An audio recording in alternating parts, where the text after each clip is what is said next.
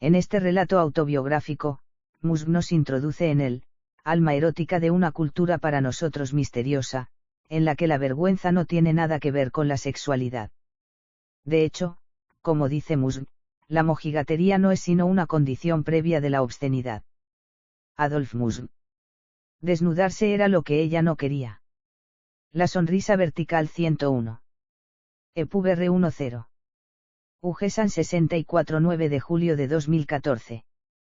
Título original, Nur Austien Voltes y Nicht. Adolf Musk, 1995. Traducción, Daniel Nahmias. Editor digital, UGESAN 64. EPUB base R11. A Peter Ora Neumann. Capítulo 1. Desnudarse era lo único que ella no quería. Sabía realmente a quién estaba abrazando. Si hubiera nacido 10.000 kilómetros más al oeste, en Recklinghausen o en la Sagrada Treveris, se habría desmayado. Pero no, habría vivido para ese instante. Habría aprendido a dominar la sensación de impotencia, las palpitaciones, el mareo, con tal de parecer, en los brazos de MMW, tan tranquila como él, para estar de verdad desnuda y dar al mismo tiempo la imagen perfecta.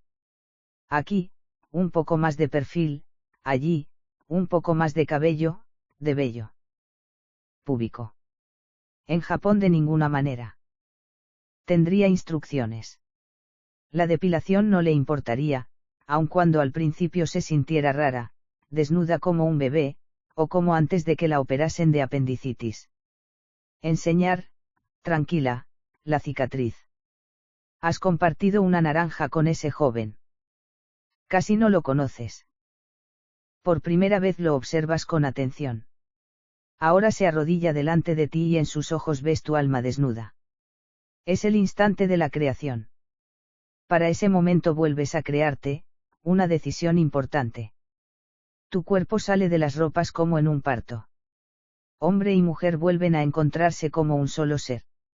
La antigua ilusión, pero en este momento os hace realidad. Y vosotros la hacéis realidad. Olvida tu técnica y aprovéchala entera. Tu desnudez surgirá espontánea. Eres actriz, y en esta escena demuestras por qué. Ahora eres tan grande como siempre quisiste ser. Si ella hubiera sido de Recklinghausen, un director que se daba semejantes aires apenas le habría dado lástima. Como si ella no tuviera ni idea de lo que aquí se cuece ni de lo que tiene que hacer. En un plato con MMW y ahora esta toma, una locura. Hay chicas en la entrada con una pancarta desplegada sobre los pechos, Please Marius Fuckme. Y ahora a ella le toca interpretar que él lo hace. Una locura. Pero la muchacha era japonesa, del campo, pensaba Alteza, y ve, el director, ya no se daba aires. Incluso si, haciendo de tripas corazón, la hubiera convencido, que se habría reflejado en la traducción. En esta lengua extraña que parecía creada solo para conjeturas, ambigüedades, rodeos. Lo que la muchacha oyó fue solo. Décima, toma 25. Sonido. Cámara. Acción. Pero no ocurrió nada. La actriz en el papel de Yoko miraba al vacío. Póngale las manos otra vez en las mejillas, igual que antes. Por favor, señora Y, dígaselo. Como si ella fuera incapaz de ponerle las manos en las mejillas. Que después quite las manos despacio, muy despacio, y que sujete el jersey con fuerza. Así, en la cintura, atrás. Y que se lo quite de una vez por la cabeza. Pero que en ese momento se detenga, la cara que le quede tapada, el busto desnudo. Marius le pone las manos en los pechos, los cubre y apoya la frente en las manos. Dígaselo, señora Y. La muchacha acercó otra vez las manos al rostro del desconocido, lo tomó por las mandíbulas como si fueran de cristal, como una vasija que uno no se atreve a levantar.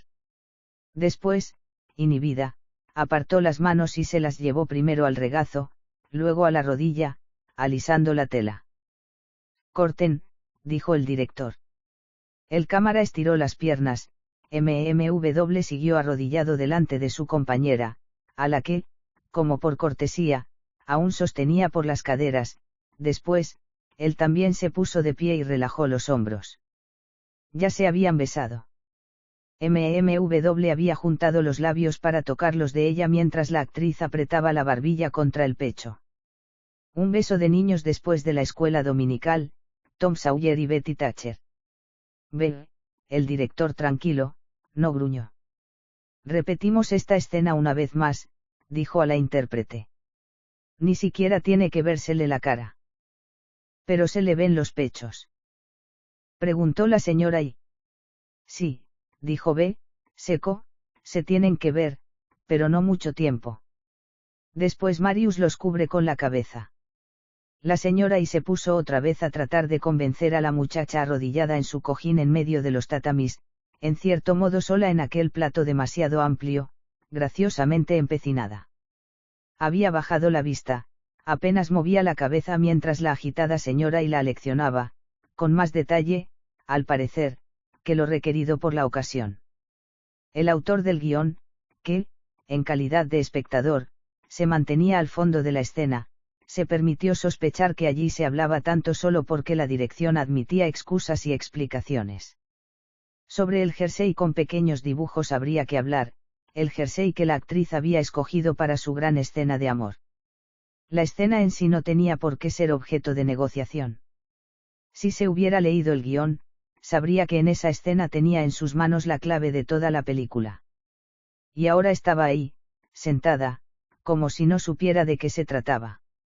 Tal vez quisiera actuar con la mayor de las reservas, pero, como mínimo, tenía que poder actuar. Sin embargo, su presunta inocencia solo parecía tener que ver con la cuestión de lo que realmente se le había perdido allí. Y el discurso de la señora y ya no sonaba tanto como si quisiera recordarle a la actriz la necesidad de comprender su papel, sino tan solo la pesada realidad de su obligación. Sea como fuere, en su juvenil semblante la desgana adquiría cada vez más los rasgos de un fastidio difícil de superar. Había por lo menos 20 personas, sentadas o de pie, en el viejo pabellón en medio de un jardín, que una importante dama del Instituto Goethe alquilaba y habitaba con todo el amor que se merecía. Lo había desocupado para el rodaje, por simpatía con el proyecto suizo-japonés, y también para complacer al autor del guión, que en el pasado había sido su huésped cuando venía a Kioto, primero a leer en público pasajes de sus obras, después a ver de nuevo a Alteza, a quien amaba. En esa casa él había conocido a Alteza, 7 años antes, durante una recepción que la señora del Goethe había organizado en su honor. A ella le gustaba compartir su casa, cuando tenía esa suerte, con viajeros de distintos países que llegaban a Japón movidos por algún interés cultural, y, además de organizar conciertos íntimos y tertulias, acogía a un pequeño círculo de lectura germano-japonés. Entre los libros que se habían comentado estaba la primera novela del autor, una novela sobre Japón que incluía una determinada historia de amor.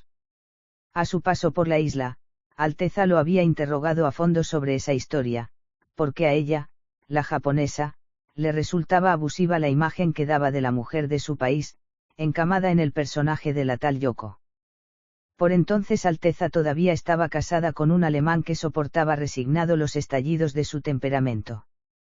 Alteza se declaraba alérgica a todo tipo de japonismo, reacia a cualquier revelación reverente como a cualquier glorificación fuera de lugar. Esa noche había corrido bastante el alcohol.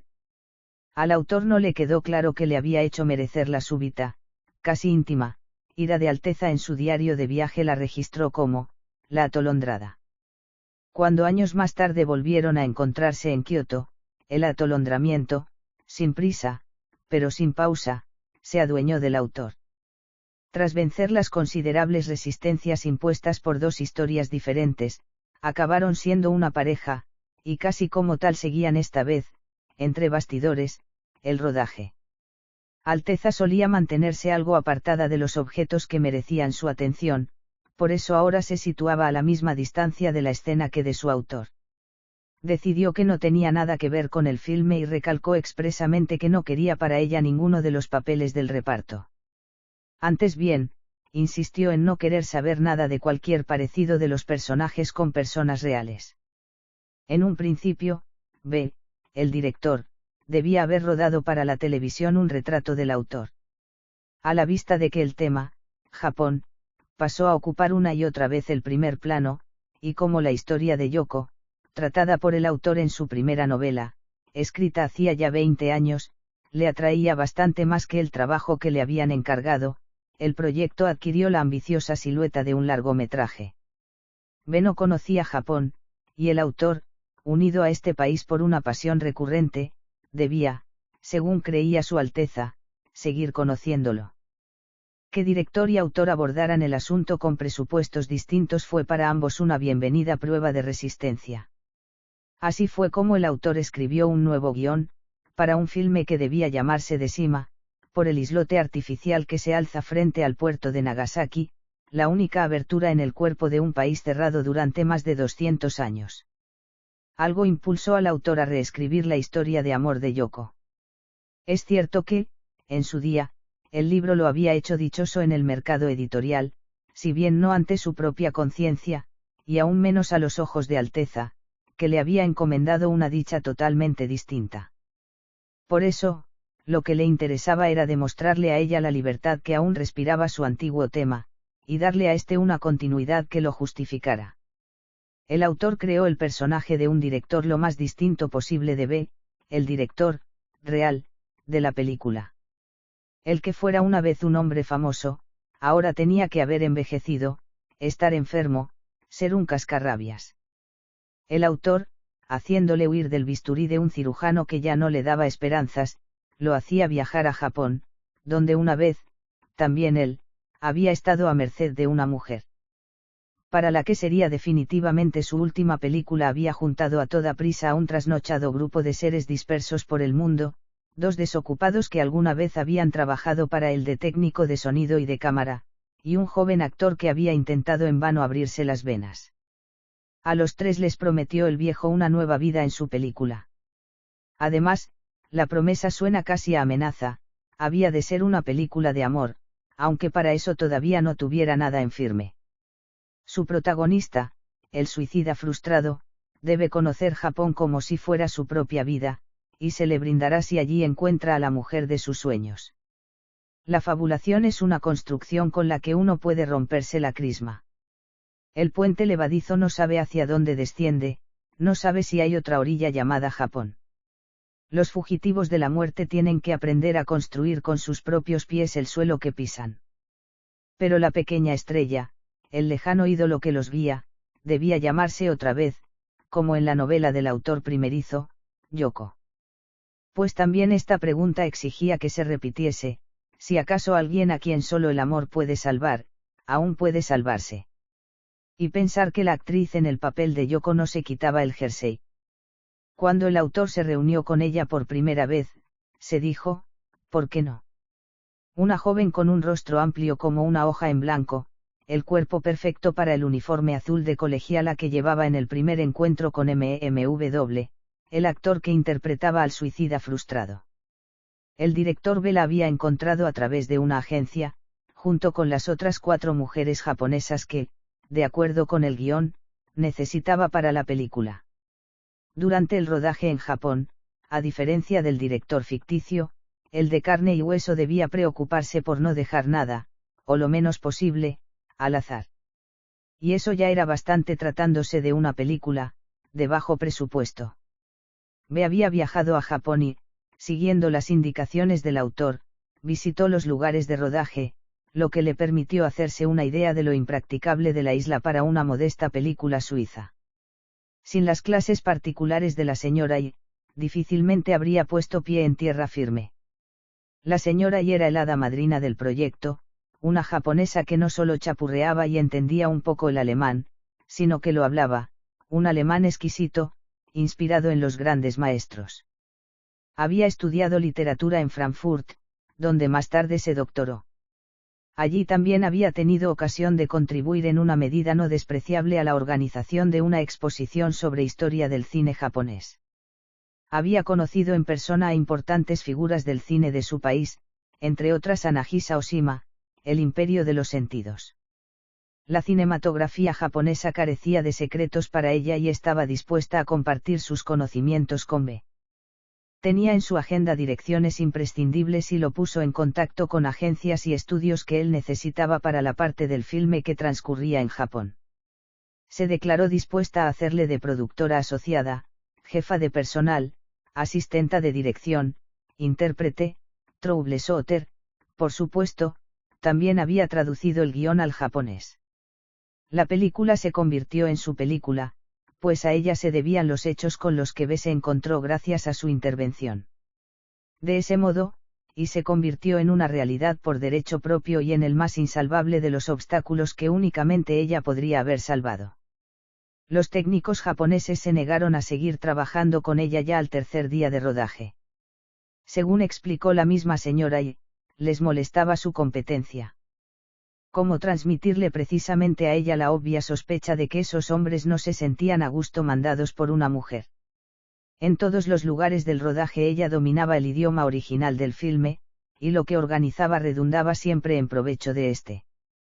Cuando el autor la conoció, casi lo asustaron sus desmedidos elogios. Después se dio cuenta, esa era su manera de transmitirle el guión en la forma que él habría debido darle. Por suerte y había desmentido entretanto, con todos los medios a su alcance, la incompetencia del guionista.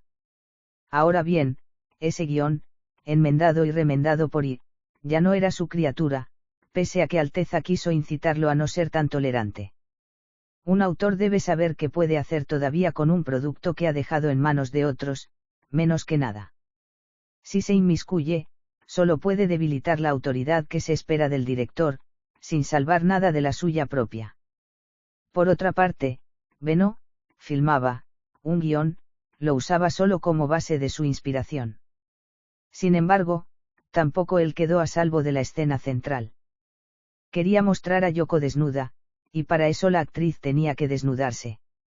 La joven del rostro impenetrable, sola en esa habitación demasiado espaciosa, habría sido, después del arrebato de pasión, una imagen convincente. Sin ese arrebato, la imagen no valía nada. Con pasión solo se movía la señora Y, dando ánimos a la muchacha. En sus murmullos podía oírse la voz de la desesperación contenida. MMW buscaba ahora una posición relajada para sus piernas, doloridas después de tanto rato arrodillado. Los ojos azules en su delgada cara de póker no revelaban la menor señal de impaciencia.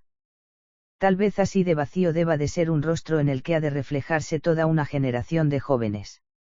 MMW, sin duda un hombre vulnerable, no se permitía desplantes impropios de un profesional. Del compromiso que había contraído con B no retiraba nada, salvo las piernas, demasiado largas.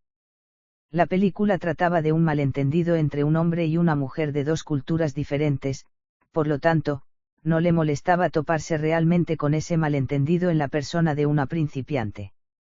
MMW no solía autoengañarse solo porque a las adolescentes les pareciese estupendo, genial, e insistía en que no le importaba hacer lo que fuera, siempre que no se tratara de algo estúpido o cínico. Esta escena, sin embargo, era extraña. El plato se había quedado en silencio. De pronto, y se puso de pie y, sin mirar a nadie, salió de la sala. La anfitriona alemana, hoy huésped en su propia casa, familiarizada con este tipo de incidentes, pasó entre los presentes una bandeja con vasos, pero casi nadie probó su renombrado vino del Mosela. El señor L., el actor que interpretaba al director, aprovechó el profundo silencio para nombrar al conocido ángel. Sin dejarse alterar por la falta de repercusión que tuvo su comentario, se puso a hablar de unos ángeles totalmente distintos, unos que habían tenido lo que hay que tener y dado algunos dolores de cabeza a Hollywood. Cerca estaba el ángel azul, la divina Marlene. Pero también con Marilyn se había podido experimentar todo lo que Dios ha prohibido. Excepto el gran papel de su vida, el viejo inmigrante vienés ya había vivido muchas cosas parecidas en Hollywood. Sin duda, la escenita de Marras le resultaba más que conocida. El señor L. se tenía por el espíritu protector de la producción. Incluso las exigencias de este trabajo volvían a sorprenderlo cada día. Le divertía muchísimo trabajar con gente joven, y que eso fuera causa de problemas le parecía de lo más natural. Lo contrario le habría sorprendido. Sin crisis, y esto podía decirlo por experiencia propia, no se hacía ninguna gran película, como tampoco ningún buen matrimonio. Además, la película era para él la mejor manera de conocer Japón, y Japón era un enigma que no se resolvía en un día. El autor había conocido al señor L. en Los Ángeles, cuando ocupaba allí la plaza de Briter Indio, residence de una universidad privada que se preciaba de tener una famosa escuela de cine. Su anfitrión investigaba a Fritz Lang y el Hollywood de la emigración judía alemana, conocía personalmente a muchas de las grandes figuras de entonces y le sugirió al autor que tal vez entre ellas se encontrara el actor apropiado para su protagonista. El autor conoció a un agente que aún seguía siendo poderoso y se emocionó cuando éste comenzó a hablar de Billy Wilder. Por desgracia, más tarde comprobó que la oferta se había basado en un malentendido. La suma que él había indicado no se refería al cachet de un solo artista, sino al presupuesto de todo el filme. El corpulento agente se enfrió de golpe y remitió al autor a una agencia especializada en talentos jóvenes. Pero el autor necesitaba a un hombre mayor. Víctima de un frenesí de búsqueda, siguió la cacería por su cuenta. Se presentó en casa de Gottfried Reinhardt, el hijo, ya canoso, de un dios de la escena, y así llegó hasta John Henry, al que admiraba por su interpretación del marido de Ingrid Bergman. Fue, sin embargo, una encantadora pareja de ancianos quienes lo agasajaron con té y pasteles en una terraza con vista al Pacífico. Nadie habría reconocido al bien conservado caballero de Casablanca, donde su vida se salvó en aras de la Revolución Internacional. No le habría molestado interpretar a algún príncipe forzado a abdicar. Pero una ballena blanca que se sumerge para encallar frente a las costas de Japón. Así y todo se mostró tan entusiasmado por el papel que el autor se vio obligado ya entonces a hablar de un elegante alojamiento en Kioto. Confuso y avergonzado, logró, poniendo como excusa otras entrevistas, salvarse con una retirada indigna. Durante sus últimos días en la costa oeste conoció al señor L. sentado a una mesita de formica de un coffee shop, y casi por despecho fijó en él la imagen de su director. El hombre, con esos hoyuelos de sibarita, parecía hecho a medida para el papel. Y que el papel también estaba escrito para él lo supo el señor L. de forma instintiva, sin tener siquiera que estudiárselo. No tardaron en ponerse de acuerdo, pues esa vez tampoco fue necesario hablar de mucho dinero. Ahora el señor L. estaba en Japón y, según lo convenido, hacía todo lo mejor que podía, dejando que la cámara se ocupara de su cara, rebosante de buenas intenciones, de manera que, al menos desde un determinado ángulo, recordara a la de Billy Wilder. Si el señor L. era el tío de América, el autor también había aportado al filme un sobrino de Estados Unidos en la figura del joven Calle, de Basilea, que vivía en Santa Mónica bastante mejor instalado y que se había ofrecido como producer. Calle también escribía guiones, es más, había escrito un manual preceptivo sobre la manera correcta de redactarlos, a semejanza de una poética aristotélica, con cuya ayuda se suponía que era imposible fracasar en Hollywood. Al autor de Decima la obra le había impresionado como documento de buena fe, ya que prometía un muy sólido contacto del arte con la realidad. Calle tenía un olfato especial para la comedia televisiva, aunque también le entusiasmaban otros escenarios que no se ajustaban en nada a sus recetas. Por lo tanto, se comprometió a acompañar a Decima al interior de Japón y se convirtió en su tercer productor, aquel con la vista puesta en Norteamérica, pues, además de la japonesa y, para el conjunto de la organización naturalmente había también un primer productor, que era suizo y se mantenía todo el tiempo en segundo plano. Se había llegado a un punto en que ninguno de los tres productores podía hacer nada por la película. Estaba resquebrajada, y si todavía hubiera quedado algo por filmar, habría sido esa resquebrajadura. La coproducción de distintas culturas hizo agua en la experiencia concreta de su diferencia, encarnada en la resistencia de una muchacha, una joven actriz que se negaba a meterse en la cama que le había preparado un guión occidental. Lo que estaba claro era que la película no tenía que ser un drama didáctico, sino una historia de amor. El juego del fracaso no podía fracasar. Era ya demasiado el lastre que arrastraba como un cargamento clandestino. En ese punto muerto, el experimentado señor L. acaba de representarlo, lamentablemente con más gracia que otra cosa. En Hollywood se habría esperado un estallido del director, el rugido del león herido. ¿Acaso era uno Robert Aldrich o John Huston para despilfarrar un solo segundo del carísimo tiempo de rodaje por un capricho? El que no mueva el culo, que se dé por despedido. El señor L. había visto con sus propios ojos lo que un shock como ese es capaz de provocar. De golpe la chica se pone a actuar de puro miedo, a actuar como nunca lo ha hecho antes, una llamarada de pasión. Un rugido en el momento oportuno funciona como una bomba de oxígeno. Claro que el señor L. ya conoce también la sospechosa manera en que se puede ayudar a una mujer bloqueada a quitarse la ropa, y en el acto. El director se convierte entonces en exhibicionista. Hace de rufián, de amante, de voyeur, todo de un tirón, respirando a partir de ese momento con mayor dificultad. Yes baby doite forme doite haga ingibe memore let me have ite oyea. Y el señor L., falso libertino, se dobla con todo el cuerpo sobre la mirilla imaginaria, el objetivo. Le tiemblan las regordetas mejillas y, como es natural, sabe que la escena será inservible porque, con tantos aspavientos, la criatura en algún momento soltará una carcajada. Después los dos podrán troncharse de risa, ella y él, pero sabe que ahora ha despertado a la actriz que lleva dentro. Y también se ha deshecho el nudo que la tenía bloqueada. A partir de entonces la chica actúa como si estuviera en la gloria, puro pecado. Lo mismo lo vivió el señor L. de forma muy personal con Marilyn. La Monroe sí que era difícil, y sin embargo. Esas eran exactamente las escenas que, aunque no la salvaron a ella, sí a sus películas. La pobrecilla tenía que poder quitarse el jersey, después vendría el cuerpo, solito. De lo contrario, la escena estaba muerta, y bien muerta. Cuando el señor L. entonaba la cantinela de sus experiencias, revivía de una manera en que ni siquiera este filme tan exigente, le permitía hacerlo. La actriz en el papel de Yoko se había estremecido brevemente cuando él empezó a gruñir, lo miraba como si hubiera perdido el juicio. Al ver que él se ponía otra vez a reír pareció tranquilizarse. Por lo tanto, no tenía que significar nada, en todo caso nada que ella necesitara comprender. Después de todo, tampoco era el señor L. quien llevaba la voz cantante, pero el director, no se movió.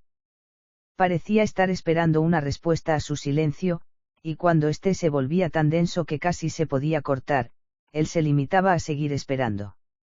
En medio de la ensalada de cables, parecía esperar bajo los reflectores aún encendidos que la envoltura del cuerpo de la muchacha se abriera sola, igual que los sépalos de un capullo en el momento de la floración. El técnico de sonido y el cámara enredaban en sus aparatos, como si el defecto se encontrara allí. Calle, que acababa de bajar una vez más la claqueta, Decima, toma 25, aún no la había retirado del todo y allí, con el brazo extendido, un monumento a la buena voluntad, parecía más bien hallarse en el bosque de la Bella Durmiente, sobre el cual, tras la última intervención del señor L., se había hecho el silencio. Los dos hombres que, acompañando al viejo, tenían que interpretar al técnico de sonido y al cámara, estaban sentados cerca del autor, eran sus amigos y se sentían tan poco facultados como él para intervenir. El autor se los había recomendado al director para esos dos pequeños papeles, por no decir que se los había colado. Su compinche en la infancia, había sido fotógrafo durante un tiempo. También había probado suerte como actor, sin lograr abrirse camino. No es que no tuviera talento, pero su terquedad lo hacía invendible. Ahora, desvalorizado, se veía obligado a hacer trabajos temporales y alimentaba a duras penas a una familia numerosa con lo que había quedado de la quiebra de un estudio de arquitectura. Procedía, igual que el autor, de una familia de profesores, era también hijo único de una viuda, y le había considerado su líder durante los restantes años de la infancia. La inconfundible voz de K podría haberlo llevado muy lejos si él mismo hubiera prestado más atención a su eco. Sin embargo, caía una y otra vez en un obstinado aislamiento y, puesto que el autor comenzó a moverse como un hombre de éxito, sus caminos se habían separado.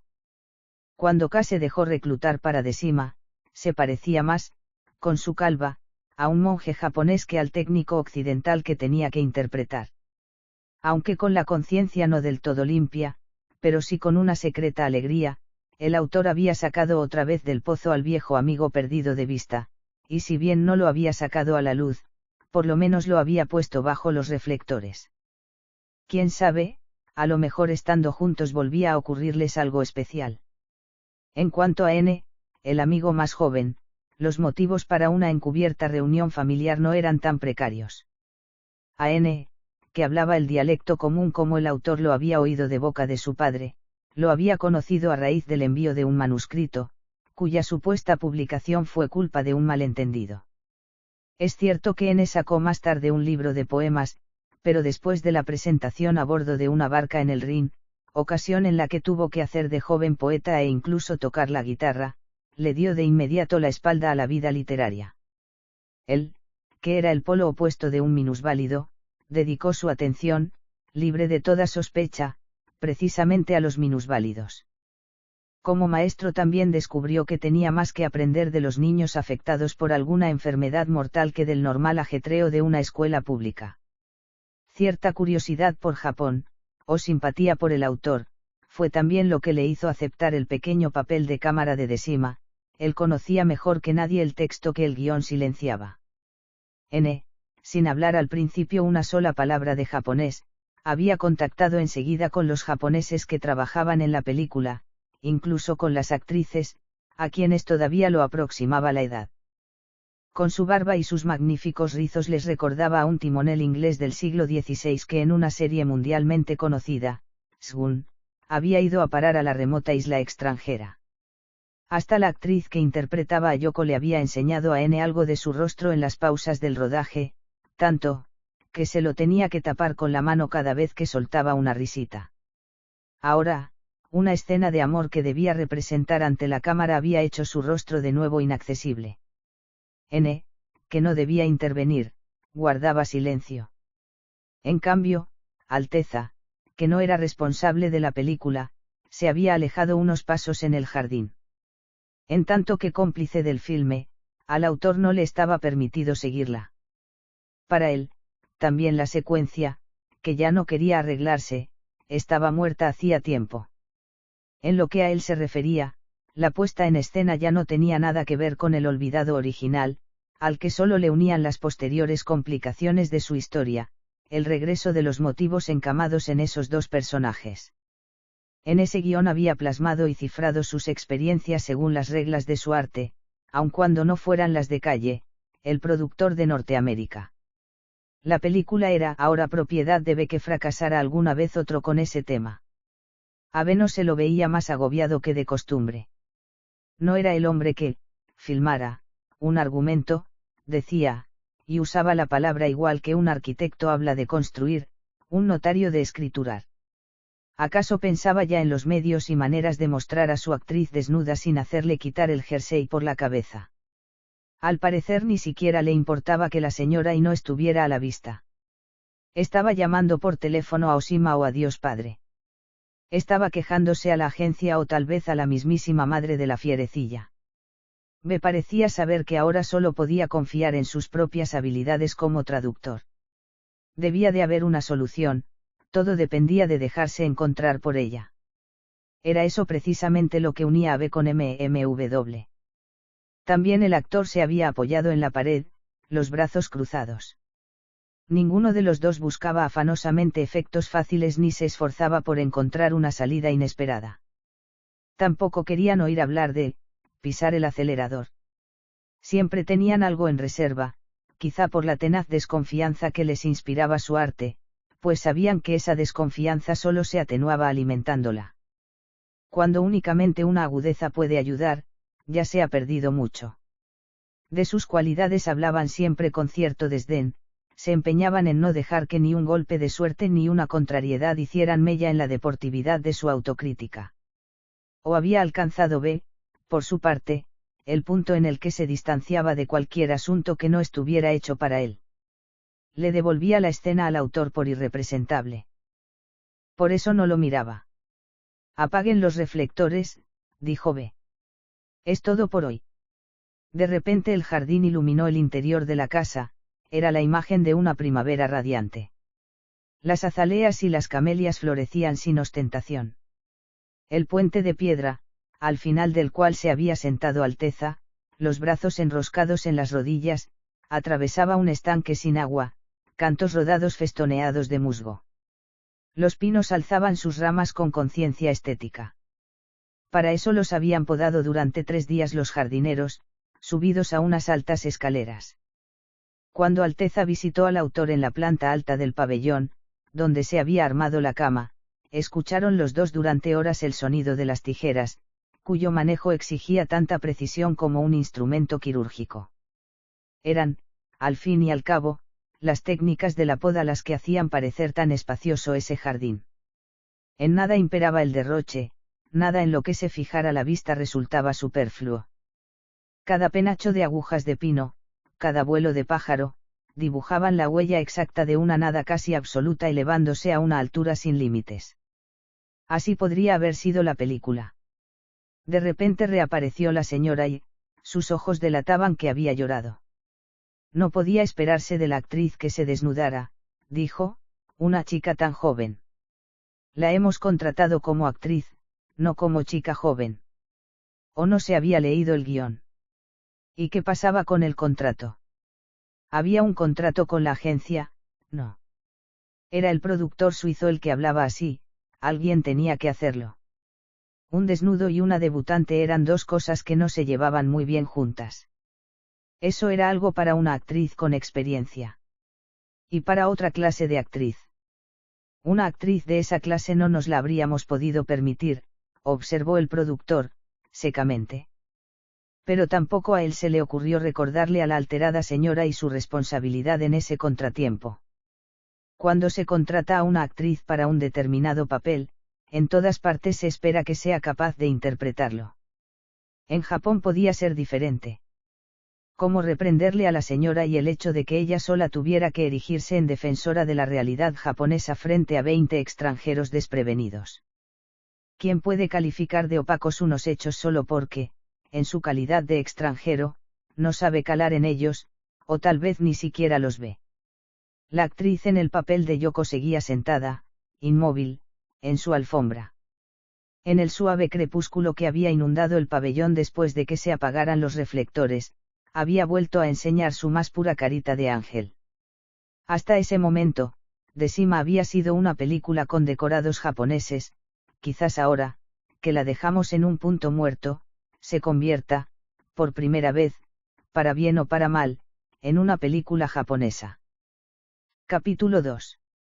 Alteza y yo nos quedamos dormidos para el almuerzo, y seguimos durmiendo una parte indeterminada de la tarde. La dueña de la casa había regresado a su instituto.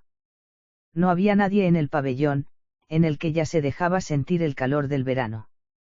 El canto de las cigarras cubría el bullicio de fondo de la ciudad. La vegetación del jardín ahogaba el ruido de la calle cercana. Primero me despertaron unas voces desde la planta baja, japoneses, después también unos sonidos suizos, objetos de metal entrechocándose, el zumbido de los cables al enrollarse. La técnica ponía orden. Unos pasos que denotaban molestia retumbaron en la terraza de madera, luego hicieron crujir la grava al pasar por el sendero, las puertas del transporter se cerraron de golpe, el motor se encendió y, tras la primera, ya fue perceptible. Lo siguiente que oí fue la cristalina melodía de cierre del cercano zoo, con la que se invitaba a los visitantes a abandonar el parque. Para mí esa breve melodía estaba asociada a una enorme sensación de abandono. ¿Cuántas veces la había escuchado cuando esperaba a Alteza y ella no venía? Ahora su espesa cabellera yacía a mi lado, sobre la almohada. Sin embargo, la melodía sonaba exactamente igual, como si yo siguiera esperando. El zoo cerraba a las 5. ¿Qué tarde se había hecho? Alteza tenía hambre cuando se despertó. El sushibar en el que solía reunirse el equipo de la película lo encontramos vacío. Al cabo de media hora llegó N. Había aprovechado la tarde libre para curiosear por librerías de viejo, donde estuvo hojeando centenarios libros de estampas con escenas de uniones carnales, las llamadas estampas de primavera. Le habían contado que esos libros se ponían debajo de la almohada de las futuras novias para que se hicieran una idea de lo que les esperaba, y le pareció divertido. Los hombres de esos libritos no realizaban el acto precisamente con moderación, antes bien, exhibían una herramienta enjaezada con toda suerte de correas, convertida en un verdadero coloso. Así penetraban taladrando el no menos plástico órgano femenino, sin por ello provocarle a la correspondiente mujer otra cosa que molestias de índole gimnástica. En efecto, las estampas de primavera parecían sacadas de algún extraño manual de lucha deportiva en la que las piernas y los brazos debían enroscarse hasta quedar irreconocibles, mientras que arriba el punto en que las cabezas empujaban una contra la otra se mantenía oculto. Quizá por eso no quiso quitarse el jersey, dice N, riendo. Deberíamos haber empezado por la otra punta. ¿Has comprado el librito? ¿Quieres saber, Alteza? Yo. Dice N. ¿Para qué? Enfadado consigo mismo por esa objeción a su masculinidad, añade. Sorprenderme, yo ya me he sorprendido. ¿Sabéis una cosa? Después de lo que ha ocurrido hoy me gustaría ver la vida nocturna de este lugar. ¿O es que no la hay? Alteza no lo sabía. El Kioto en que ella creció no abarca toda la ciudad. A las casas de té y a las atendidas por geisas, las que enseñan sus paredes rojo cinabrio sin ventanas a las callejuelas junto al Gion, se accede solo con invitación. Pero el conductor del taxi que detuvimos en la calle debía de conocer otros lugares. El taxista nos llevó desde la parte oeste hasta el sur de la ciudad, detrás de la estación central, y se detuvo en una calle lateral delante de un edificio no especialmente llamativo. Un letrero de neón indicaba que allí se ofrecía algo. La falta de carteles en inglés hacía pensar que no contaban con la llegada de clientela extranjera. Sin embargo, nosotros, los dos gaijin, el viejo y el joven, acompañados de su guía local, no llamamos la atención en la caja. Solo nos sorprendimos al ver cuán grandes eran los billetes que teníamos que dejar en el mostrador en comparación con lo escaso del cambio. Por un estrecho vestíbulo se pasaba a una sala increíblemente amplia. Una pasarela elevada llevaba, a través del centro del teatro, al escenario abierto y dividía en dos la sala de espectadores, que ya estaba bastante llena. Hombres vestidos con gran formalidad y unas pocas mujeres se sentaban en grupos alrededor de las mesas, atendidas por personal en topless. No nos fue fácil encontrar unas sillas libres en la parte trasera. Unas estructuras en forma de grúa a derecha e izquierda del escenario no parecían servir para la iluminación, pues estaban dotadas de unas atalayas sobre las que se alzaba una jaula de hierro. La música que salía de los altavoces proporcionaba la diversión, una música lánguida, monótona, acompasada por la batería, a manera de obertura del espectáculo central, y salpicada por los suspiros ocasionales de una voz femenina. Una camarera con los pechos cubiertos de purpurina tomó nota de nuestros pedidos y se embolsó de inmediato, por 3 botellas de cerveza, los respectivos billetes de 1000. En el escenario y en la pasarela del teatro semi-iluminado había unas plataformas circulares empotradas, ojos de pescado que, iluminados desde abajo, difundían una débil luz de acuario. Un hombre vestido de negro se situó en el cono luminoso en el centro del escenario para dar la bienvenida a los clientes con una voz atronadora. Apenas se retiró, el teatro quedó a oscuras, solo las plataformas resplandecían con mayor claridad. La voz femenina, que hasta entonces solo había suspirado, pasó a emitir unos sonidos inequívocamente seductores y, al hacerlo, parecía obligada a respirar cada vez con más fuerza al tiempo que dejaba escapar prolongados quejidos o descontrolados gritos de placer. 2 siluetas de mujer se deslizaron por el escenario y no adquirieron forma hasta situarse bajo sendos conos de luz. Calzadas con botitas, vestida de azul una, de blanco la otra, aparecieron como encarnaciones de la voz a cuyo ritmo se balanceaban. Con la cara empolvada y pelucas de rubio platino, sonreían, mirando sin ver un punto fijo más allá del público, haciendo girar las caderas sacaron un muslo por la abertura del vestido y después vibraron en un estremecimiento simultáneo próximo al paroxismo, dejando un hombro al descubierto por debajo de la seda que al parecer sostenían, algo asustadas, sobre sus pechos. Y mientras, como ausentes, acariciaban la seda, abrieron los labios y sacaron la lengua, moviéndola sin cesar de un lado a otro.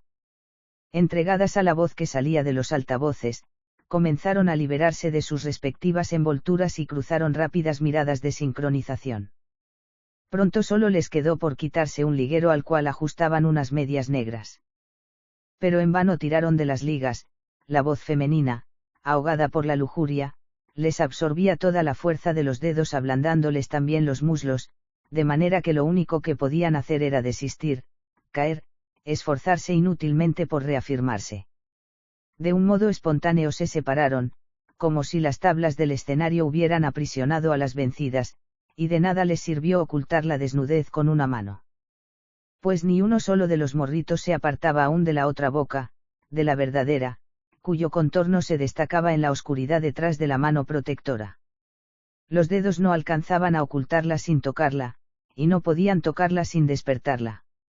Lo que los dedos disponían podía verse con claridad en el espejo en que se había convertido la plataforma iluminada.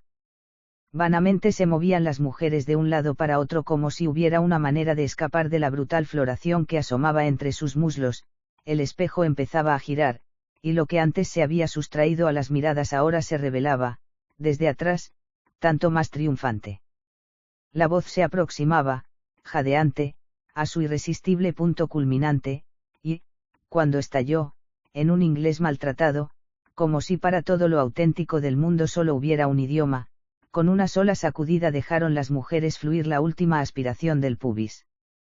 Levantaron una pierna bien alto y abrieron la otra hacia un lado. Apoyadas en los brazos, ofrecieron su sexo a la observación del público. Y allí, ante los ojos de todo el mundo, giró el icono, enmarcado como una almendra por el liguero negro, la raja marrón rosácea sobre el claro fondo ebúrneo, un preparado despejado de hasta el último vello, cuya desbordante sencillez tenía a la vez algo de indefenso y conmovedor.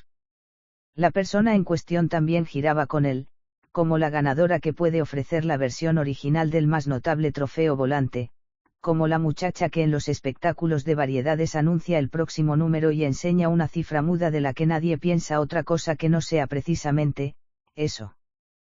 Cuando una de las figuras giraba, regresaba la otra como en una cajita de música y las cabezas del público iban de un lado a otro. Ambas mujeres recogieron bruscamente la pierna que habían estirado y sonrieron, agotadas, mirándose el regazo como quien contempla una obra concluida. De tanto en tanto abrían y cerraban los muslos, como alas de mariposas fatigadas. Sin embargo, la voz que salía de los altavoces y que hasta ahora había acompañado el redoble de los instrumentos rítmicos con débiles jadeos, tomó otra vez aliento para someterse a nuevas torturas del deseo, que le exigía sonar más y más fuerte, ya se adelantaba a la provocativa música para después dejarse intensificar tanto más tiempo por esta.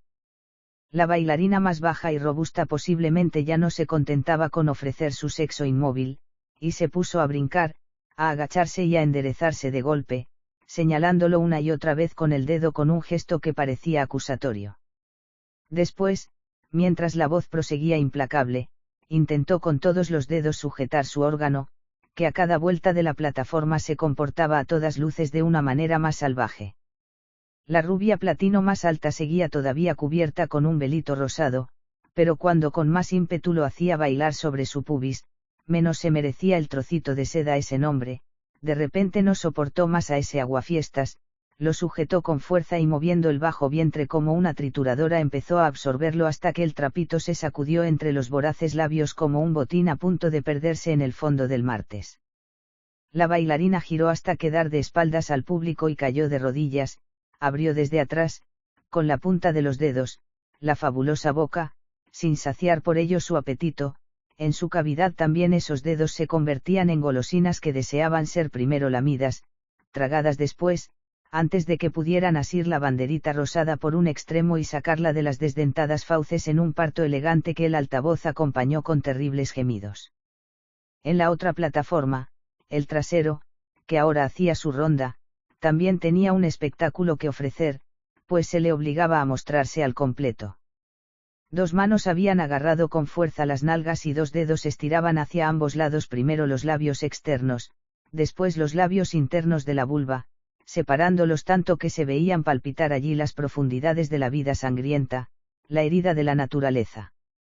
Las artistas ya no perdían el tiempo simulando estar poseídas por un deseo desenfrenado. Lo que ofrecían era la más pura muestra de enseñanza objetiva. El público seguía callado en la sala en penumbra, como una clase obediente que no quiere perderse nada. Algunos hombres incluso se habían inclinado hacia adelante, mientras las damas tendían a hacerlo hacia detrás, aunque sin el mínimo asomo de bochorno. El trasero, que habían girado y levantado, se convirtió otra vez en bajo vientre, y al público se le enseñó cómo hay que tratarlo para llegar al orgasmo a fuerza de toquecitos, masajes y meneos. Las mujeres ni pestañeaban. Su sonrisa no trabajaba. Solo tenían un rostro que ofrecer a examen. Acariciaron la mimada boca hasta que se transformó en un ojo parpadeante en el cual apareció una auténtica lágrima. El fenómeno se produjo primero en el más robusto de los 2 cuerpos, y el trocito de seda le vino de perillas a la bailarina para enjugarse los rastros de la íntima emoción. En el cuerpo más pequeño el fenómeno seguía sin producirse, y las dislocaciones rozaban ya la desesperación. Pero al final lo tan ansiado se escapó de esa boca, en forma de chorro bien visible. Un caballero vestido de librea acercó un trozo de seda para que la actriz pudiera limpiarse de su derroche, lo cual hizo prestamente y sin mayores ceremonias. La música se había aplacado hasta convertirse en una tenue cortina de fondo, las mujeres se irguieron, sonrieron con gracia, inclinaron la cabeza, saludaron haciendo una reverencia y, a la vez que se dejaba oír un débil aplauso, se escabulleron tras los bastidores. Nosotros, aturdidos frente a unos vasos vacíos, no nos miramos. N había alzado los hombros una vez y resoplado como un caballo al que se le llena de avena la nariz. Alteza no sonreía, pero no por eso parecía afectada, nerviosa sí, tal vez, como si estuviéramos en un examen. ¿Pero qué se examinaba allí? El público lo formaban en su mayoría respetables señores asalariados, sin embargo, habíamos dejado atrás la ciudad de la gente decente, aquí empieza el distrito de los yakuza, había observado Alteza en el taxi, cuando pasamos por delante de la estación. Si entendí bien, la denominación, crimen organizado, era demasiado tosca para definir las actividades de ese grupo humano. Los yakuza eran la gente para lo grosero, para lo obsceno, la que se ocupaba de organizar una realidad no apropiada para la exhibición. Juegos de azar, apuestas, pasiones y deseos prohibidos, ya que existen, también deben ordenarse. ¿Quién le quita de encima a un propietario al inquilino de una vivienda en la que quiere hacer reformas cuando la ley tiene demasiados miramientos? ¿Quién derriba cuando lo conveniente es reformar? ¿Quién conduce camiones y pilota aviones pasándose por alto todo el derecho laboral y los convenios colectivos? ¿Quién consigue cuadrillas de trabajadores a destajo procedentes de países con salarios miserables y tiene a la vez los medios necesarios para que la policía de extranjeros haga la vista gorda? A los yakuza les está prohibido pisar el escenario, pero son imprescindibles a la hora de subir y bajar el telón. Una úlcera que asume funciones orgánicas no es operable. Los yakuza son responsables del bajo vientre de Japón, un bajo vientre del cual la gente solo se avergüenza cuando se hace perceptible. Son la sombra que la misma sociedad organizada proyecta, para que ésta brille a una luz favorable, esa sombra puede caer en cualquier parte, menos bajo la luz pública. En este teatro, el bajo vientre no es ninguna metáfora. Aquí la sombra se presenta como cuerpo. Aquí viene gente respetable a palparlo con los ojos, a penetrarlo con deseos. Para eso han pagado, para no tener que avergonzarse. Aquí se exhibe el orificio por el que una vez te expulsaron al mundo. Ya no es tu madre la que abre las piernas para ti, tampoco tu mujer. Eso sí que estaría bien.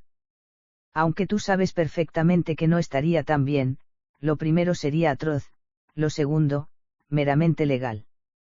Lo que en este teatro tiene el bajo vientre para ofrecerte es su anonimato plástico, la indiferencia de la persona que lo enseña. Es la excitante forma del cuerpo que se abre ahora para ti, pero solo con las condiciones impuestas por los yakuza. El mundo de arriba pone cada día nuevas cortapisas para que esas condiciones no entren en vigor. Hay que ir al otro lado de la estación para poder experimentar esa fuerza sin que nadie te moleste. Para eso los yakuza han erigido al bajo vientre este teatro. La mirada fugaz, con la que de niño te dabas por satisfecho en el balneario, aquí se fija en el objetivo. No se te escapa, tú tampoco necesitas escapar. El diagrama en el libro de anatomía, que, aunque insuficiente, solo podía mirarse deprisa y en secreto, aquí esos cuadros se hacen carne. Aquí, mientras pagues, puedes mirar todo lo que te dé la gana. Mi coño es demasiado grande, le oíste susurrar a tu primera amiguita, una frase que nunca olvidarías, una frase que te hizo pensar por primera vez en aquello en que no podías pensar. Y ahora, aquí lo tienes, delante de ti, y, mira por dónde, no te has engañado. Tan grande era su coño cuando la besabas en la boca el tiempo que hiciera falta, y siempre con bastante desesperación, antes de que cediera y te entregara la lengua. Aquello que pensaste en tus fantasías más repugnantes, mira, era correcto. Naturalmente, apenas terminada, la lección nunca ha tenido lugar. Ocurrió algo, será lo único que dirás si alguna vez vuelves a pensar en ello. No ocurrió nada, y mucho menos nada nuevo. En el mejor de los casos recordarás esta noche como un espectáculo exótico y añadirás que no valió la pena, cada palabra será verdad. Y con cada palabra lo único que harás será decir que el mundo de arriba te ha recuperado. Ese mundo tiene palabras para lo que en realidad no valía la pena, pero ninguna para lo que a ti te ocurrió. Para expresar eso solo existe la lengua del submundo, y esa lengua no se articula en lenguaje. El público, nuestros vecinos con traje y corbata, siguió el espectáculo con gran atención. Sin embargo, no parecía especialmente excitado. Antes bien, una solemne tensión era lo que se extendía sobre las mesas. Ni una palabra más alta que la otra, ni un chiste, ni una carcajada, nada con lo que el mundo de arriba pudiera delatarse como tal. Los señores ocultaban la cara. No enseñaban ningún estado de excepción de los sentimientos. A lo que ese espacio tenía para ofrecerles, le añadía una especie de difusa indiferencia. Ese espacio no dejaba que estallara la tensión de la doble vida y debilitaba la excitación que en Occidente hace esos lugares ruidosos, atractivos, sórdidos. Era un espacio sans pointe, y mucho menos la de la violación de fronteras. Tuve la impresión de que el público se dejaba impartir el cursillo, número tras número, con todo respeto, y de que en última instancia solo de esa manera apática le gustaba. El intervalo se prolongó y Alteza le contó a N la historia de los casetes con ruidos del aeropuerto. Los ejecutivos se los ponían a sus mujeres por teléfono para hacerles creer que se marchaban de viaje de negocios a Hong Kong. De ese modo se sentían más tranquilos cuando pasaban el fin de semana con la amante de Tumo. Otros se despedían para ir a jugar al golf en las Filipinas, solo que depositaban el equipo, un estorbo para lo que en realidad tenían previsto hacer en las Filipinas, en una consigna instalada especialmente a tal efecto, y recogían los palos minutos antes de volver a reunirse con la familia. ¿Y la mujer no sabe nada?, preguntó N. Así ella, también tiene mayor libertad, exclamó Alteza con una insolencia nerviosa. Yo me acordé de la historia del trasto, nombre que dan las mujeres a los maridos cuando estos, jubilados antes de tiempo, se apoltronan en casa en el sofá, delante del televisor, y vegetan con toda tranquilidad hasta convertirse en casos perdidos. Entonces llega la hora de rescindirle al trasto en cuestión el contrato al amparo de cuya ilusión se ha sentido seguro todos los años en que de forma inconsciente pudo aprovecharlo. Apenas tuvo tiempo de engendrar los hijos que su mujer ha criado prácticamente sola. Pero ahora basta. La mujer, ya no tan joven, se permite divorciarse de su compañero de habitación, que se ha vuelto un desconocido y un aburrido, para emprender, por fin, algo por cuenta propia. Que se busque ahora quien le lave y le planche. Alteza no parecía indignada por la despiadada historia de los casetes. Observé, divertido, la incredulidad en la cara de N, pero me pregunté qué, en realidad, me daba derecho a tener esa sensación en caso de que Alteza y yo siguiéramos juntos. Por lo menos en mi profesión la jubilación anticipada estaba descartada. Terminada la cara cerveza, ya podíamos irnos, e incluso amagamos con hacerlo. En ese momento la música volvió a subir de volumen. Esta vez es la voz de una mujer negra llamando a su baby, aunque, a juzgar por el tono, solo puede tratarse del más cachas, de todos los hombres. Contoneándose en sus botitas, sale de nuevo a escena la rubia platino más alta y se deja atrapar por el cono de luz que la sigue por el escenario. Salvo el liguero, viene tan desnuda como cuando se fue, si bien el sudor ya no le hace brillar piel. Ante su sexo sostiene con los largos dedos un retazo de seda roja y, con cada movimiento de las caderas, lo hace bailar como un torero coqueto la muleta.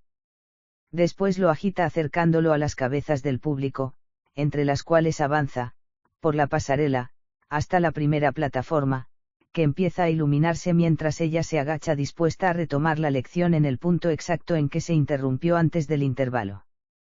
Sin ningún cumplido, la rubia se abre de piernas delante de la cabeza del hombre que tiene más cerca, lo hostiga con la seda, se la pasa por el pubis y después se la pasa a él por la cara. Lo agarra por la muñeca, de modo que él se ve obligado a dejar el vaso. A cambio, ella le da el trapito, le aprieta la mano contra su vulva, trapito incluido, se lo quita después de la desconcertada mano y se cubre con él las vergüenzas para que así, escondidas, se exciten más. Le da una palmada al hombre en la mano, sin moverse de su sitio. Ahora es ella la que debe, apretando la mano sobre toda su cosa, defenderse de los ataques a su integridad.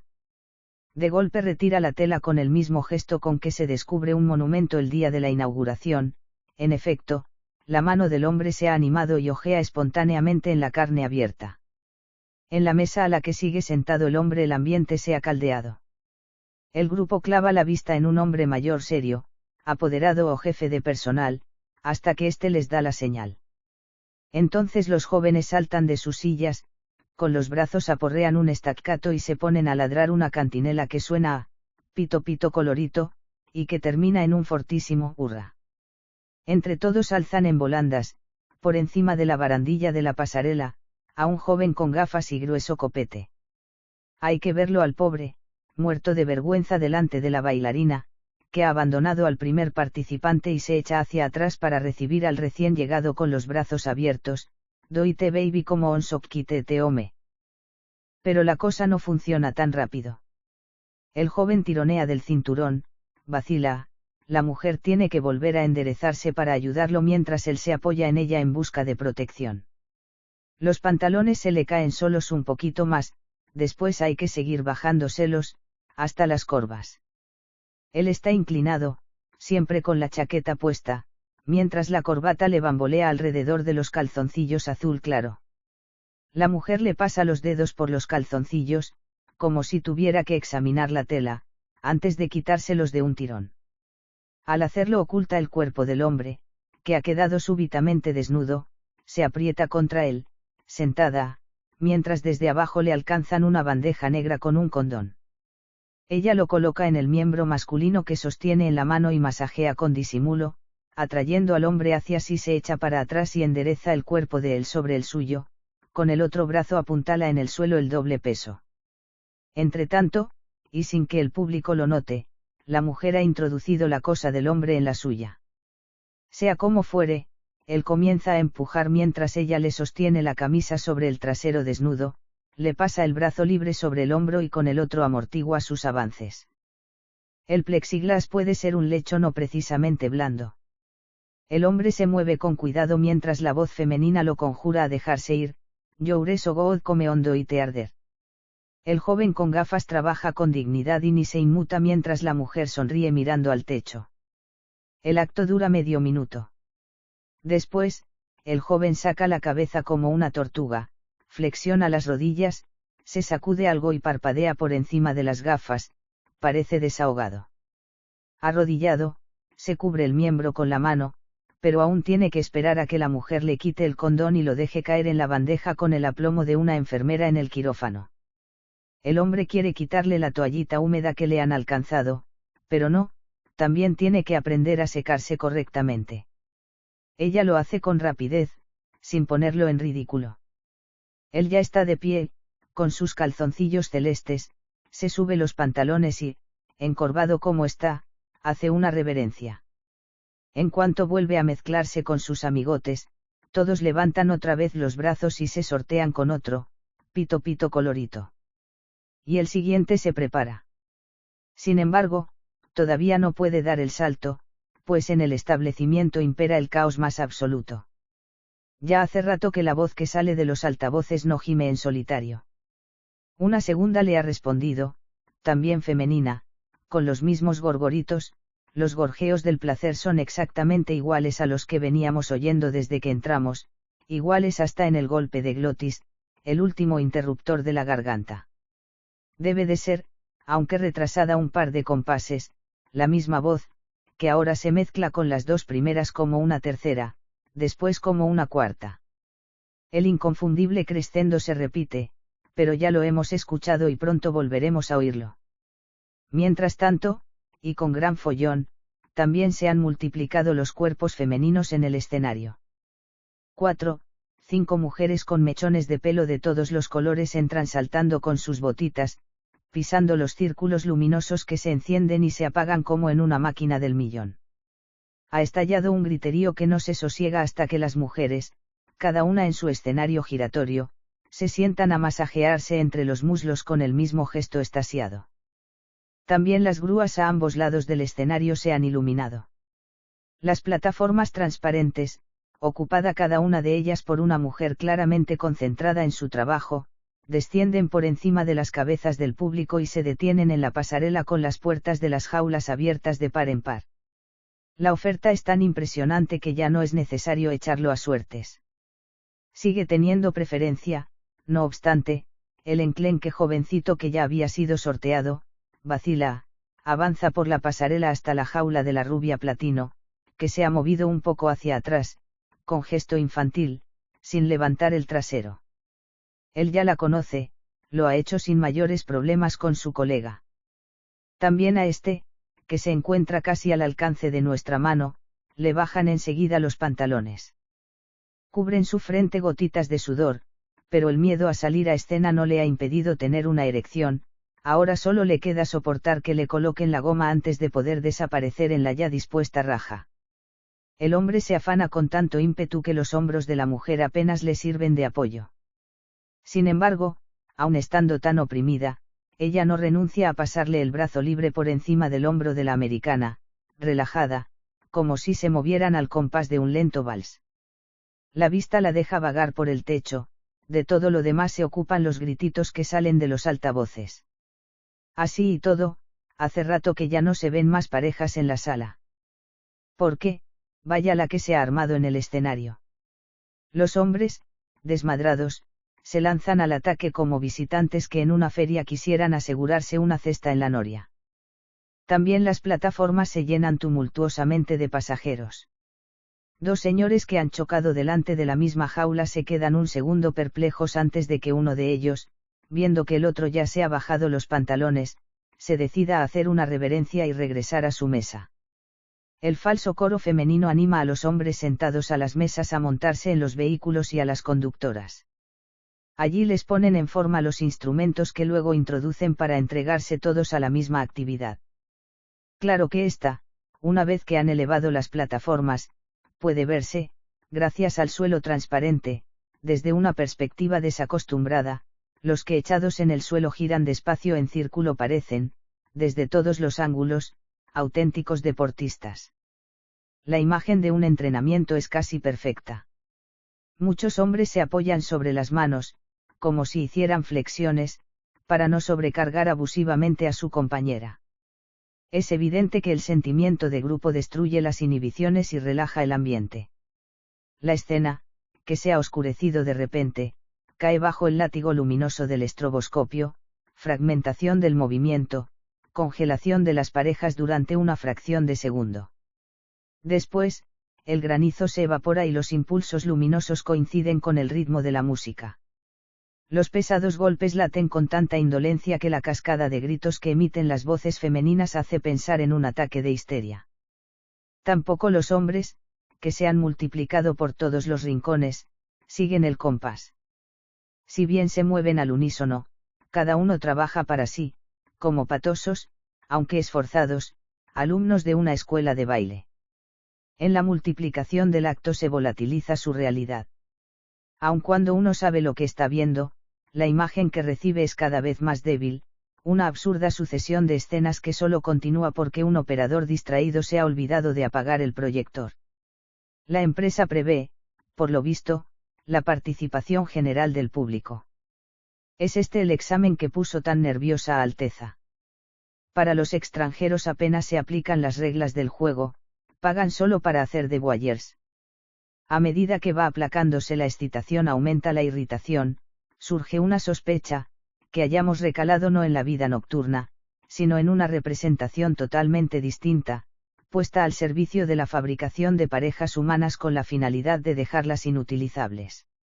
Estamos sentados en medio del estrépito de una nave industrial, donde unos robots, camuflados de mujeres desnudas, arman y desarman, montan y desmontan y al final desactivan miembros masculinos en un proceso completamente automático, tras lo cual las piezas saltan otra vez de la mesa de montaje a sus cajitas. N se ha inclinado hacia adelante. Yo solo entiendo el karaoke, pero al parecer a Alteza karaoke le suena a fin del mundo y hace una mueca espantosa.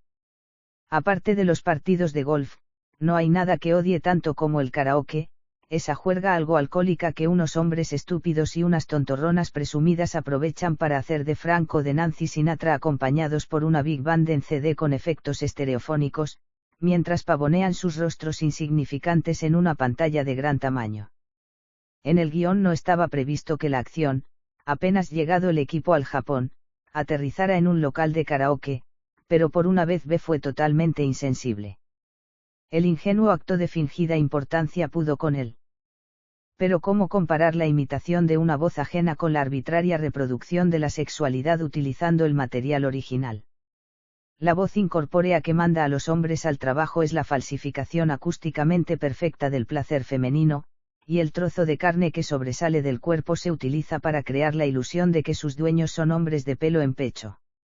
Y, sin embargo, de vez en cuando se produce un movimiento que hace trastabillar a esa máquina de ilusiones. El cuidado que se descubre de pasada en la soltura con que la rubia platino libera del condón al miembro masculino, que después seca como la boquita de un niño en un picnic familiar. A decir verdad, la escena no necesita modificarse para que de repente parezca distinta. Unos chavalines en sus molestos trajes domingueros corren hacia sus madres para que, recostados en su pecho, envueltos en pañales, amamantados, los ayuden a sentarse en la vacinilla, para que les limpien la boca, o el culete, o les quiten un granito de arena del ojo. Las madres se declaran impotentes ante tanta energía, o furiosas, cuando las fastidian demasiado. Todos esos hombrecitos vienen corriendo solo en busca de ayuda, y a la mayoría incluso hay que ayudarles a bajarse los pantalones. Claro, después empiezan a aparearse, se lo muestran a sus madres, que Dios proteja, las destrozan. Las cestas se balancean de un lado para otro, aterrizan para recibir nueva tripulación, hay algo de concurso en todo esto. Se trata de no dejar en paz la jaula el máximo de tiempo posible, de prolongar sin interrupción el ejercicio hasta que la otra cesta se vea obligada a descender antes que la propia. Quien demuestra mayor resistencia es recibido con hurras por sus colegas. El ambiente está cada vez más desmadrado, los señores, sin ningún tipo de pudor, toman uno tras otro posesión de las mujeres, que, por su parte, actúan ahora con más negligencia, también en lo referente a la ocultación de la desnudez masculina. Si quieren que los vean, que se muestren. Algunos jóvenes se quitan la chaqueta antes de subir a la jaula, solo los más educados se la dejan puesta hasta que se les empieza a caer por detrás. Un grupo estalla en aplausos cuando uno de sus miembros anuncia que está dispuesto a lanzarse al cuadrilátero por segunda vez. Pronto lo suben en la jaula con la rubia platino por encima de nuestras cabezas, y él ejecuta su tarea con una perseverancia tan monótona que, transcurrido un plazo conveniente sin haber logrado su propósito, vuelven a dejarlo en la pasarela para que exhiba allí su arma invicta. No ha nacido aún la mujer que pueda con él. N bosteza cada vez más seguido, Alteza mira al vacío. Yo contemplo el espectáculo como alguien que observa a la gente entrar y salir de una sala de espera. Mirándolo bien, aquí también se garantiza la separación de sexos. Los hombres actúan para sí mismos y para sus iguales. No se relacionan, en realidad, con las mujeres a las que se montan. Su potencia la han tomado prestada del grupo y solo les interesa devolvérsela íntegra. La virilidad tiene una misión que cumplir. Si durante el proceso mostrara algún punto flaco, no sería solamente de la virilidad, eso la haría tanto más imperdonable. Pero en ese caso la vergüenza no sería la que se siente ante una mujer, y no se instalaría en el lugar donde se la ve erguida. Aquí se demuestra la hombría ante los ojos de los demás hombres. El rendimiento del grupo masculino no tiene importancia alguna para las mujeres. Ellas se prestan a realizar un servicio que las mantiene ocupadas sin que las afecte. Allí, donde ofrecen sus vergüenzas, no sienten ellas ninguna, las mujeres aún menos que los hombres. El teatro de la desvergüenza, del que reciben su salario, vela por la discreción. Que los hombres no tengan que preocuparse por eso parece redundar en beneficio de su potencia sexual. De lo contrario, seguiría siendo un enigma para los visitantes del lejano occidente, cuyas fantasías amorosas son inseparables de las exigencias de intimidad. Nos han enseñado a asociar la proximidad física con un mínimo de receptividad, algo así como una corresponsabilidad por las emociones del otro sexo. Por eso en este teatro hombres y mujeres se exigen tan poco. Lo hacen, pero lo que los impulsa a hacerlo no queda en privado. No quieren nada el uno del otro. Eso parece tranquilizar a los hombres. Qué ridículos están, con los pantalones bajados, en cuanto hombres adultos, no podrían parecerse más a críos de 2 años en pañales. Pero no les da miedo la risa de las mujeres, en calidad de grupo se permiten una regresión común a la infancia y confían en que no necesitarán mirar a las mujeres que les toquen en suerte, tampoco como éstas a ellos. Las mujeres ya se ocupan solitas de que su cuerpo permanezca intacto. A través del suelo de vidrio es imposible no ver el control con que cada mujer se apodera del miembro masculino una vez que lo ha ayudado a introducirse en su cuerpo y comprueba que, tras los primeros empujones, la goma sigue en su sitio. Llegado el caso, la mujer se incorpora y, con un movimiento inconfundible, obliga al pene a batirse en retirada para poner otra vez la cosa en orden, operación a la cual el cliente se somete sin rechistar. Por una vez pude ser testigo de una pequeña violación de frontera. La rubia Platino ha recibido un nuevo cargamento, un empleado flacucho, con gafas como casi todos, en cuyo rostro se refleja anticipadamente la preocupación. Es fácil imaginar que hasta hoy nunca ha estado delante de una mujer desnuda. Ella quiere meterse la cosa con la energía habitual, pero ésta no quiere soltarse de la mano y, al parecer, tras algunas fricciones estimulantes, solo ha conseguido aflojarse más. El contratiempo disipa una rígida sonrisa tallada en las facciones del muchacho, para el que ya sería hora de que empezara a mover el culo. Y lo hace. Sin embargo, las cosas no funcionan como es debido. El músculo que la mano de la mujer aprieta amenaza incluso con escurrirse del condón. Con el rostro blanco como la cal, ella empieza a mover el bajo vientre mientras sostiene de forma tan discreta el trocito de carne enfundado en el condón, que el cliente puede realizar el acto perfectamente para la galería. Anulada la señal con que le ha indicado al maquinista que baje la grúa, constata que la virilidad del hombre se ha vuelto auténtica en su mano y la pone en buen camino. Ahora puede, haciendo el gesto propio de una señora, rodearle los hombros con su brazo libre. Cuando la pareja se estira en el suelo, intercepto una sonrisa fugaz de la muchacha, por primera vez parece avergonzada. Capítulo 3. A la mañana siguiente reemprendimos el rodaje. Los colegas consiguieron trasladar la escena a un lofotel donde el señor L debía derrumbarse en brazos de su antigua amiga. No era necesario ningún desnudo.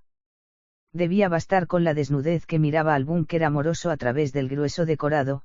La arquitectura de la discreción parecía a todos los efectos bastante chocante. Porque no es precisamente discreción lo que caracteriza a un equipo cargado de aparatos, y los apremió a que fueran breves.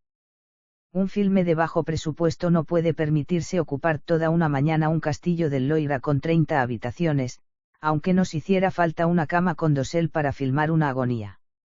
La señora Y exigió que no abusáramos de la amabilidad del dueño del hotel ni un solo minuto más de lo necesario, aun cuando en la mañana de un día laborable el establecimiento no registrara una actividad importante. Los reflectores y los micrófonos no son muy apropiados para un lugar como ese. Para B, el viejo director se murió con ademán demasiado melodramático. Esa muerte tendría que haberse ensayado más. Sin embargo, el señor L estaba convencido de que era una escena de sus mejores épocas, y B la dio por buena. Más tarde oímos decir que una joven pareja, asustada por el rodaje, había escapado por el terrado. Y no permitió que nadie se divirtiera con esa anécdota. Ya no se volvió a rodar la escena de amor en el pabellón, estaba, como diría B, filmada. No le quedaba otro remedio que sentarse a la mesa de montaje y hacer allí, con lo poco que la joven actriz había enseñado, una obra maestra de la sugestión. En lugar de la floración, la sombra de la floración. Al fin y al cabo, no era así más japonés. Hasta el mismo Calle, el aprendiz de productor venido de Hollywood y especialista en comedias televisivas, se había convencido de que Decima no debía ser un espectáculo. Había que darle, según él, un toque filosófico, más zen, menos clown. Los efectos no podían ser demasiado especiales. También el señor L, el viejo snooker, por poco tiempo que llevara en Japón, se había dado cuenta, allí se jugaba por la banda. Allí el idioma no tenía siquiera la frase, te quiero. Ese sentimiento había que expresarlo con un poema sobre la luna. Las nubes también servían. Entonces, el sexo puro perdía todo derecho, y en su lugar entraba en acción el erotismo. En Japón menos siempre significa más. Después de ver trabajar a B, lo creía capaz de construir con 2 o 3 suspiros todo un mundo amoroso. Así fue como al final MMW, en lugar de abrazar a una maravilla desnuda, solo abrazó su sombra. Decima es una película interesante, quizás algo mortecina y vacilante, de acuerdo con las opiniones que algunos críticos amigos manifiestan en privado, hubiera merecido ser una obra maestra. La pusieron en la tercera cadena, una vez incluso antes de medianoche. Tal vez vuelvan a programarla dentro de una retrospectiva de MMW, como cima de su abnegación. No se le ocurrió a nadie hacerle cantar. Una sola canción de los labios de MMW y Decima se habría salvado. Algo debió de haber en su construcción que no era salvable, o que no pensaba en ninguna salvación. Si hubiera aparecido, no se habría despreciado. Lo único que no hizo fue aparecer. En cuanto a Alteza y a mí, seguimos juntos.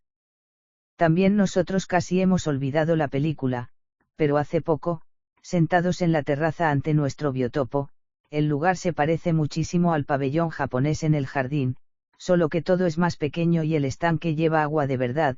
Alteza se acordó de la escena. La actriz en el papel de Yoko se habría desnudado, puedes estar seguro. Era una actriz joven, ¿qué otra cosa más fuerte podría haberle ocurrido? Si en su primera película hubiera salido desnuda, estaba hecha. Siempre que se tratara de una película seria, claro. Nada de porno. ¿Acaso filmamos una película porno? Alteza se encoge de hombros. Decima era una película seria. Alteza no dice ni sí ni no, y en mí crece una sospecha. ¿Significa eso, pregunto, que nosotros no éramos las personas adecuadas? Fue para nosotros que no se desnudó. Ella no os conocía de nada. Ah, digo. ¿Cómo debería habernos conocido? ¿Y por qué no dijiste nada entonces? ¿Por qué? Pregunta. Era la película tan importante. Al respecto, y ella lo sabe mejor que nadie, yo no tengo ahora nada más que decir.